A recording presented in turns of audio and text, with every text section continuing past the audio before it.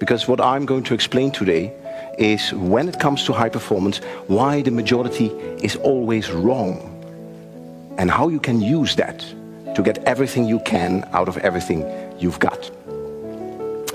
But let me first introduce you to something interesting, an interesting observation. When people, teams and organizations, whenever they hit a wall, they tend to do one of two things.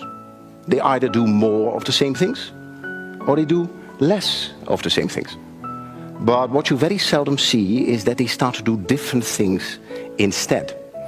And it's interesting, if you look at the data, approximately 3% of people are inclined to even do different things. And the remaining 97% continues to smash into the wall, like some kind of crazy energy bunny on steroids. And why is that? Why is that? And to understand what is going on here, we need to ask ourselves another question. And the question we need to ask ourselves is, what is the purpose of thinking? What is the purpose of thinking? Now, if you ask that question to a brain scientist, the brain scientist will say, well, the purpose of thinking is to stop thinking. The purpose of thinking is to stop thinking. Now, what does she mean by that? Well, here's the thing. Thinking is a high energy activity. It takes a lot of energy to think. So whenever we think, we try to think as short as possible, and then we return to automatic pilot. Over 95% of our life we run on automatic pilot. For example, if you've ever driven a car and then you realize, whoa, what did I do in the past half an hour? That's your brain on automatic pilot. Yeah? Another example, many of you right now are listening to me on automatic pilot. And I know who you are. Yeah.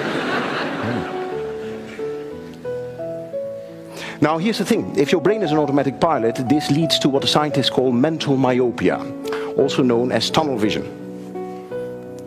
And if you have tunnel vision, that's a bit of a problem, because it confuses people about their own performance. And this is the reason that many people go through life acting like a mediocre race car driver who sits in his car, looks in his rear view mirror, sees his competition, and is so far behind that they think they are first. Yeah.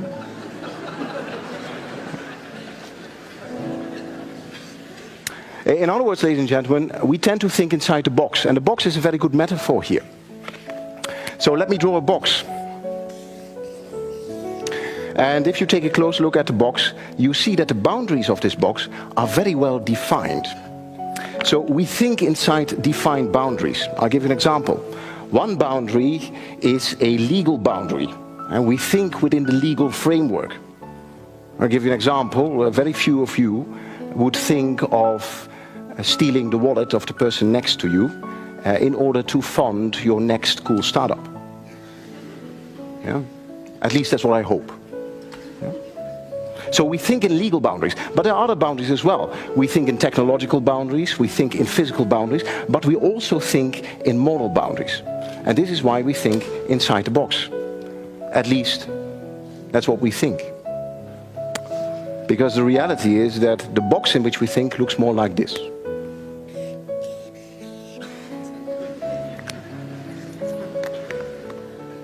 Now, for those of you in the back who cannot see it, the reason is this is a very small box. And let me illustrate how small this box can be.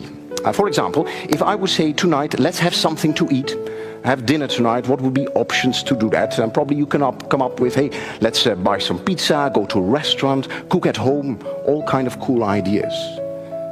But I believe that very few of you would raise their hand and say, hey, let's go to the highway close by, see if we can pick up some dead animals on the side of the road and prepare ourselves a crispy dinner. That's a disturbing thought. But here's the funny thing, for many people in the world, this would be a perfectly normal response. Nothing wrong with that. Yeah, so what it shows is that the box in which we think is actually very, very small. And if you take a closer look at your industry or professional field, you also think inside a very small box. And the boundaries of this box, they are called industry standards or industry norms. For example, if you are in the restaurant business, then the industry standard is that people come to your establishment, they eat, and then they pay. That's the standard. That's how everyone is doing it. Another example, if you're in the banking business, this norm is that people give you money, you say thank you very much, and you give the money to someone else. Well, I mean, that's banking. So those are standards, those are norms in the industry or professional field. But this is what you need to know. The word norm is an abbreviation for normal. In other words, if you do what everyone else is doing, you get results that everyone else is getting, and those are normal results. And the thing is, what we are after today are extraordinary results. Yeah? So the key question is, of course, how can you kick yourself out the box? Out this very small box of your industry and professional field and move to the happy place where cool innovation happens. Now, how can you do that? Now, let me introduce you the curious case of the London taxi drivers. If you want to become a taxi driver in London, you need to know the entire city by heart. And this is called the knowledge. And you can imagine it takes years to get the knowledge in your head. And that's a bit of a problem if you want to rapidly expand your taxi business. So they ask themselves a question. How can we rapidly expand our taxi business while at the same time employing taxi drivers who do not know anything about the City of London? And then they came up with a very ingenious solution.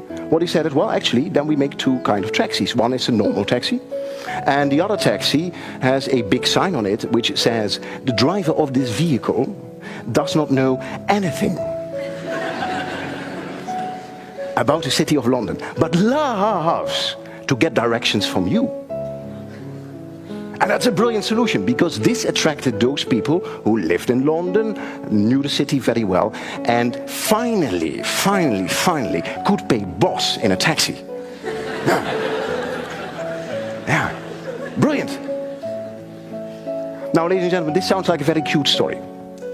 But there's much more than meets the eye.